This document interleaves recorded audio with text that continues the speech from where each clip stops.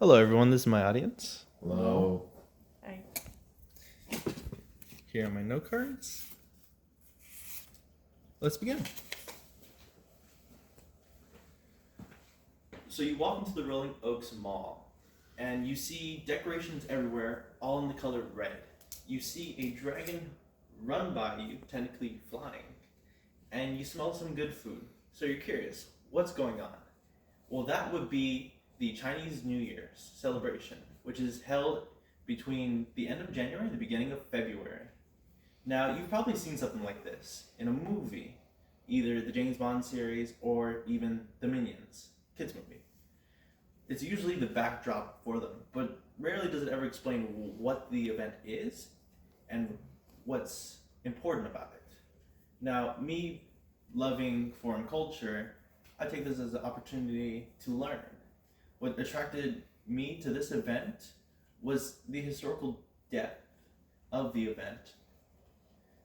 Now, I would like to talk to y'all about the origins of the event, as well as how it was celebrated in the past and how it's being celebrated now. So now that I've set the scene for what's going on, let's delve in.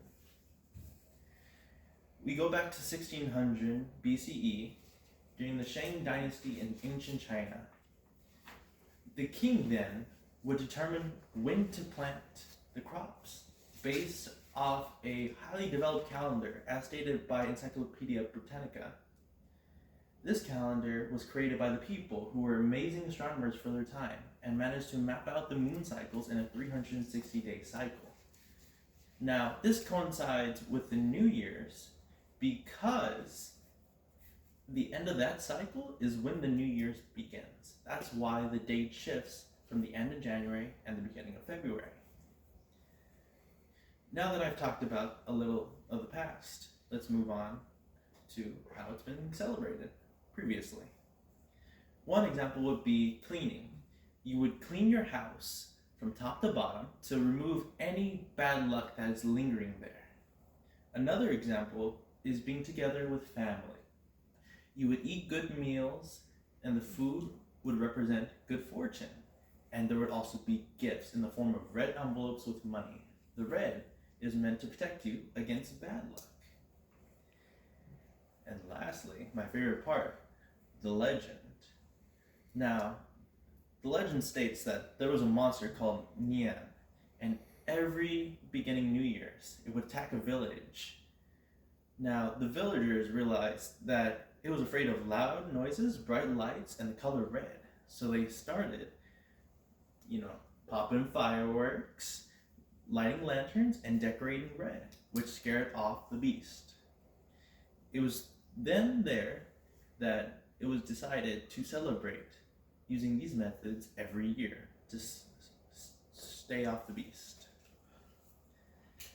Now that we've gone backward in time, let's move forward to today's time.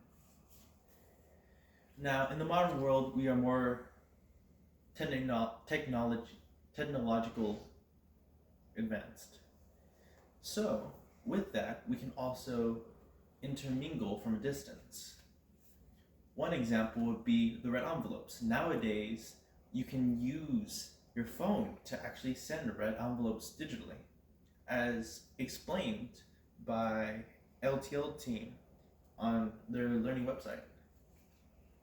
Another example is video calls. We take them for granted, but they do connect us from a distance.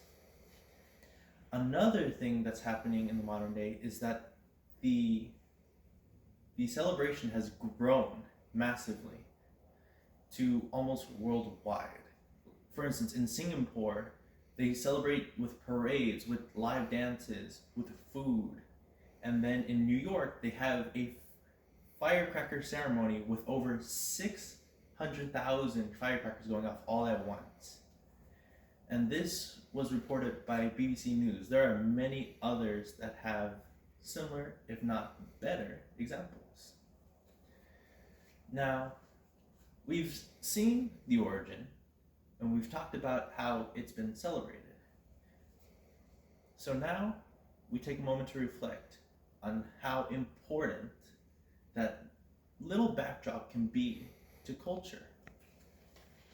Now, when you walk into the mall next time and someone tries to hand you a red envelope, just know they're not trying to sell you something.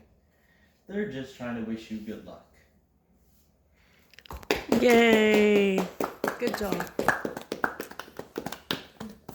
Just for the record, one, the world has dove in me.